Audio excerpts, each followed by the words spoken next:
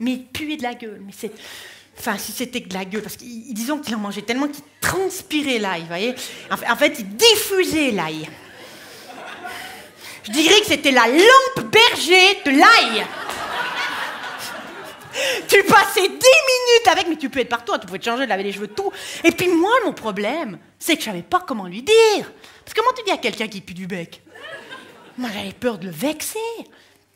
Alors au début, hein, j'essayais d'esquiver. Et puis chaque fois qu'il venait parler vers moi, je mettais les doigts devant le nez, comme ça. Mais franchement, même si j'avais bouffé des crevettes à l'ail ou du kebab, mais ça passait à travers. Infernal. Mais combien de fois je me suis dit, allez, carte de l'humour, je vais vers lui, je lui dis, dis donc Robert, si t'as bouffé du rat mort à midi, dois t'en rester dans les dents parce que... Mais je peux pas. La dernière tentative que j'ai faite, ça a été le mot subliminal. Alors, je ne sais pas si vous savez ce que c'est qu'un mot subliminal. C'est un mot que tu glisses discrètement dans une phrase pour faire passer un message. Alors attention, j'avais mis des petits plats dans les grands, j'ai fait un apéro avec tous les anciens collègues. À un moment donné, je vais vers Robert, puis je fais comme ça. Dis donc Robert, avec les chips, tu veux de l'eau, une bière, du vin blanc, du dentifrice ou du vin rouge? Alors, vous savez que j'ai dû être trop subtil parce qu'il n'a pas compris le message. Hein. Non mais moi depuis, mais c'est mon angoisse de puer du bec. Mais je bouffe des chewing-gums toute la journée, je me brosse les dents 18 fois par jour. Ça fait 2 ans que je n'ai pas approché une gousse d'ail à plus de 5 mètres. Puis tout le temps en train de contrôler. Hein, je suis...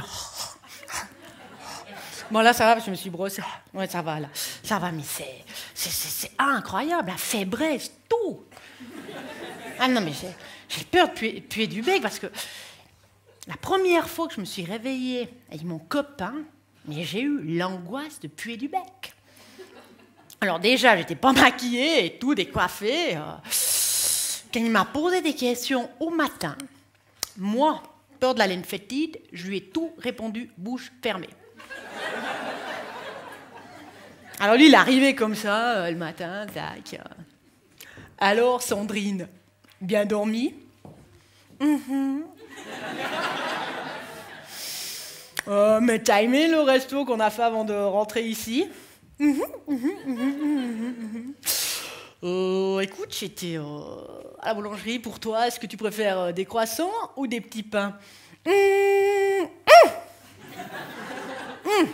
Les croissants, ok. Et puis, sinon, au niveau de la night,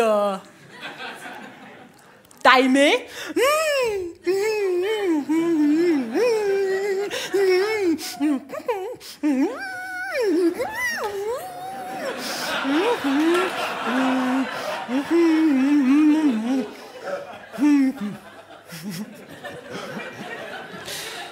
Alors, c'est des années plus tard que mon copain, il m'a dit que ce matin-là, il avait pensé qu'il avait été vraiment bourré la veille pour se taper une débile. Hein. Ah non, mais moi, je vous dis, en fait, je vous parle de l'angoisse de puer du bec, mais c'est l'angoisse de puer de partout. En fait, s'il y a une odeur un peu suspecte, j'ai peur que ça soit moi.